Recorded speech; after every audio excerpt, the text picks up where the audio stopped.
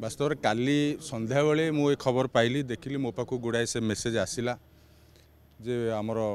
जी प्रार्थी होते विजु जनता दल तरफ रघुनाथ साहू महोदय से जो स्टेटमेंट गुड़ा देले से स्टेटमेंट गुड़ा मुझे निंदा करुच्ची जे सारा विश्व रे दुख प्रकाश कर माननीय मुख्यमंत्री नवीन पट्टनायक पूर्वतन मुख्यमंत्री नवीन पट्टनायक जो अवस्था समय किंतु सी तो जहाँ कहले कहले ठीक अच्छे किंतु जार समस्या सी जा समस्या जगार कहवा कथा सी गोटे तुम जानुच बर्तमान समस्ते दुखर अच्छा ओडिशार लोक इवन भी जो मैंने बीजेपी लोक भी से भी आश्चर्य होती केमी ये आम जितिलु सरकार कलु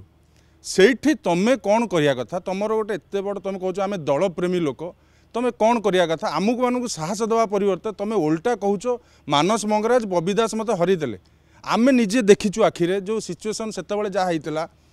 तुम फूलतोड़ा नहीं जाइल मानस मंगराज घटी फूलतोड़ा आमको डाकिकी आम जाइलु खंडगिरी घर ठू एवं बबी दास पाखे बबी दास मत निजे डाकिकी घरे कहते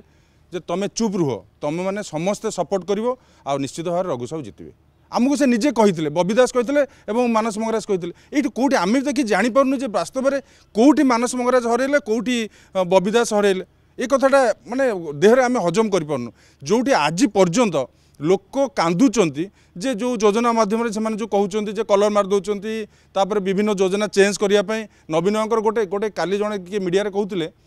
जे जुआड़े मुझे ओडिशा सारा भुवनेश्वर सारा बुलिली नवीन फटोटे पाइलिनी केड़े दुखर कथा कहले आम 24 वर्ष काल तुम लोकों नवीन पट्टनायक कांदी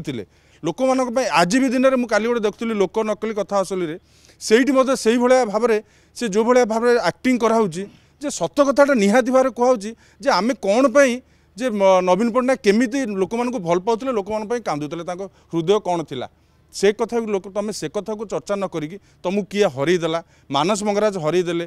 बबी दास हरईदे यहाँ कौन आम के माने ग्रहण करूँ ये कथा को संपूर्ण निंदा करुँची दयाकोरी से कथा को विड्र कर दिंतु वास्तव में ये कथा सत नुह आम माननीय पूर्वतन मुख्यमंत्री वर्तमान विजु जनता दल सभापति पाखे निश्चित भाव में आम ये अभियोग जनइबू जे तुरंत विचार करा जाऊ नहले आगु परिस्थिति भल हेनी।